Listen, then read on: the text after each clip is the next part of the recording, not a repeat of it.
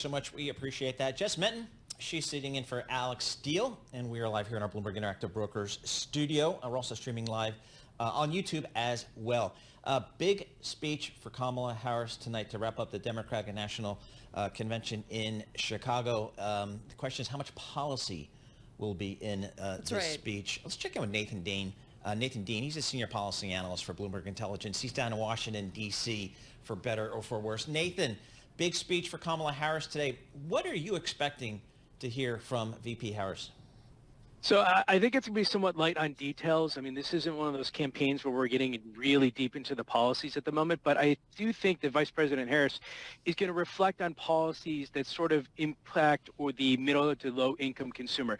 Go back to her speech from last Friday, her economic speech. She talked about price gouging. She talked about housing. Expect both of those to come back in. The ability of an American to buy a first-time home, for example.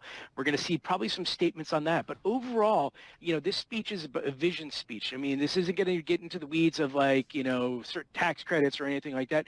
That's going to be later on the campaign trail. But I think tonight is really her case to the American people, why she should be president and how different of a contrast her vision of American is versus what President Trump has said during his speech at the RNC convention a few weeks ago.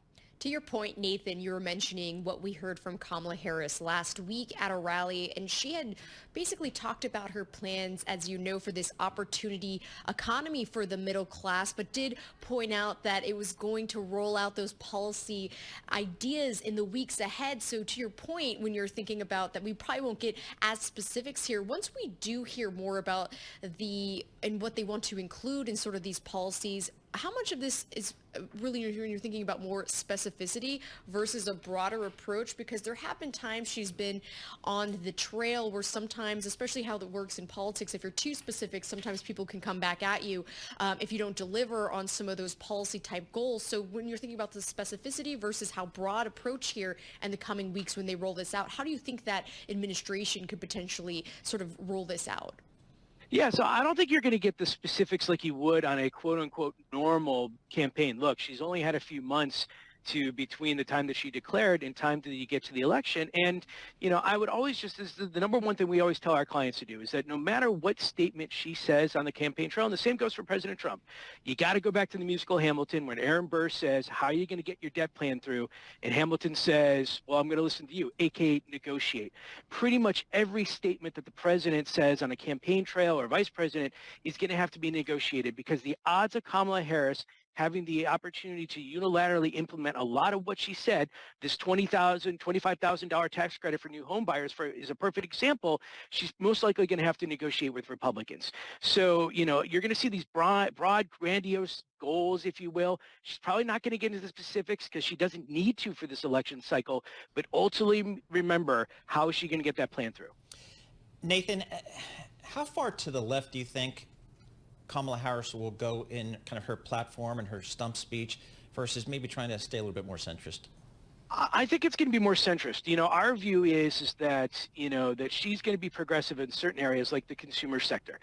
She'll probably mention that as Attorney General of California, she went after the big banks and scored a $25 billion settlement with other attorneys generals against the likes of Bank of America and Wells Fargo. But remember, if you go back to last night's speech with Vice President Tim Walz, he even said, I support the Second Amendment, and it was crickets amongst the convention in Chicago.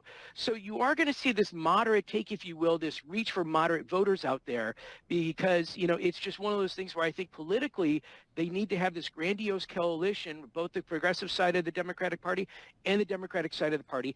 And she's going to have to make her case to a lot of independents that she's going to be moderate on certain things like the border, for example. So I do think you're going to see pockets of moderation in there. But again, on the consumer sector, our base case is that she's going to remain progressive and very in line with the Biden administration's policies. How likely is it that she'll be able to get some of these policy goes through the finish line here? Because you've talked about how, especially tonight, she'll have to stay on a bipartisan sort of message here as far as what she's communicating to Americans.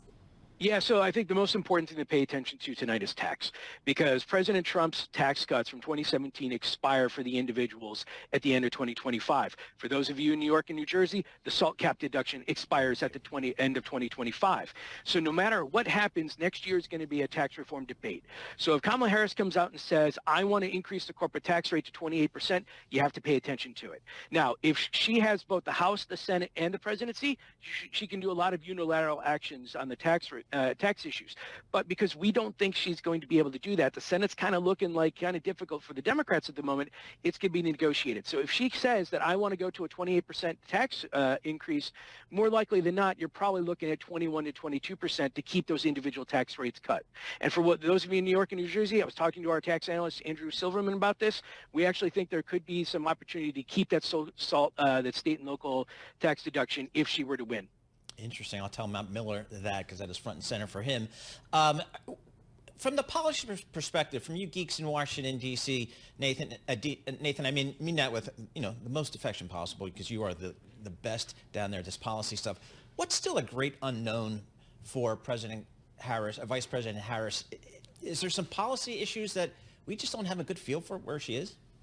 Yeah, I think a lot of it's going to be on the regulatory side because, Washington is in era of flux at the moment. The Supreme Court recently has come out with a couple of major decisions really crimping the power of the regulators, Chevron deference, major questions. Essentially, the regulators can't do what they've been doing for the last 20 years. And so if Kamala Harris wins, one of the biggest questions we have, and this would be antitrust policy, energy policy, what are you seeing over at the EPA, for example?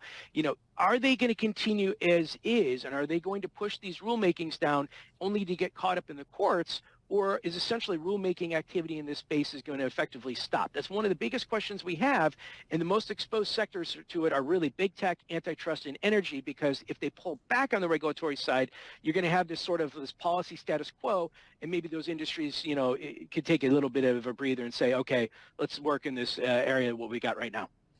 All right, folks, that's Nathan Dean. You need to read his research here because he knows what's happening down there in Washington, D.C. He's one of the absolute best, and it's on the Bloomberg terminal. So BI go, and you can find Nathan Dean and all his research. He's got research out there about all the policies out there, all the big issues, and where each of the candidates stand and who's potential winners and losers. So it's great, great research. Nathan Dean, Senior Policy Analyst for Bloomberg Intelligence.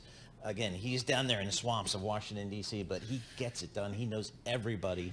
And that's why we're fortunate to get a few minutes of his time.